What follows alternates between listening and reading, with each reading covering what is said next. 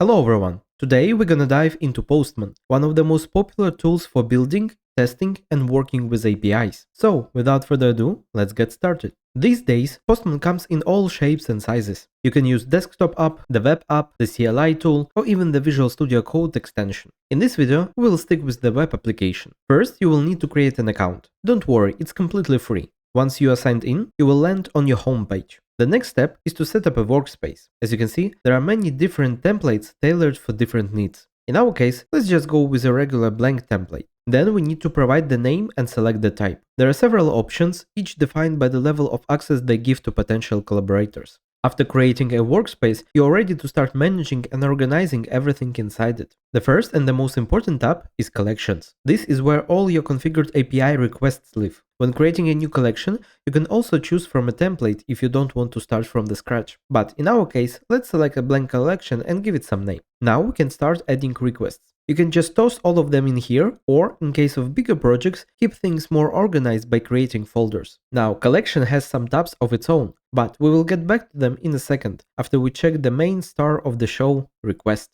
When we create a new request, the first thing we need to do is to specify the HTTP method and URL. Let's say that we are making a GET request. For the endpoint, we can use a popular test API called JSON placeholder. On the right hand side, you will see the big beautiful send button. When they say if I press this, it's the end of the world. The request is sent and below we can see the response. Here you will find the response body along with details like cookies, headers and more. The request page itself also has a few tabs. First one is query parameters. You can add them manually or they will be filled in automatically if you pass the URL that already contains them. For example, here we fetch the full list of users. But if I want to get the specific one, I can add ID as a query parameter. Then there is authorization tab. The API we are using doesn't require authorization, but if it did, this is where we would configure it. Then we have headers, place where you can set custom request headers, and body for providing a request body. With the GET request we don't have one, but we will see this in action with a POST request. Then there are pre and post request scripts. These are basically JavaScript code snippets that run before and after the request is sent. For example, here we can add a script for validating response status code. Now, if I send the request one more time, we will see that there is one passed test result. And then finally we have settings for more advanced configuration of the request, like SSL, maximum number of redirects, etc.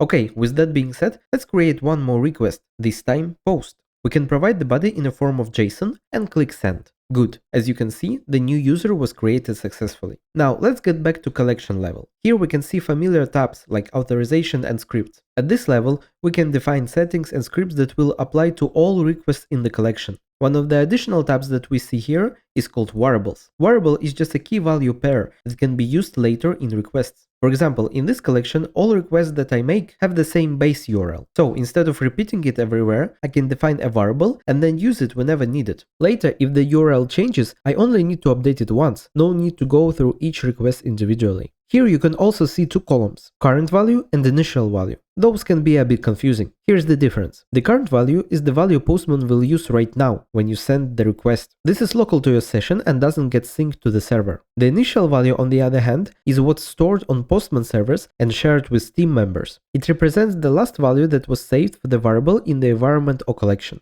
This distinction allows you to test or override values locally without affecting what your team sees, making collaboration safer and more flexible. To use a variable in a request, we wrap it in double curly brackets, like this. Variables aren't limited to the URL. You can use them in parameters, authorization, scripts, and more. It's also worth mentioning that variables can be defined at different levels, not just within a collection. If you navigate to Environments tab, you can see that there are global variables available across the entire workspace and environment variables specific to a particular environment you are working in. This structure makes it easy to reuse values and adapt requests depending on context, without changing each request manually. But what is an environment, you might ask? Well, this is mostly relevant for bigger projects. If you are working on one, you probably have different environments like QA or UAT. Most likely the same variables exist across these environments, but with different values. If you need to switch from QA to UAT, you just select the environment and all your requests automatically use the right values, no manual edits needed. It's also worth mentioning that if you define a variable with the same name at different levels, the system resolves which value to use based on the order that you see on your screen.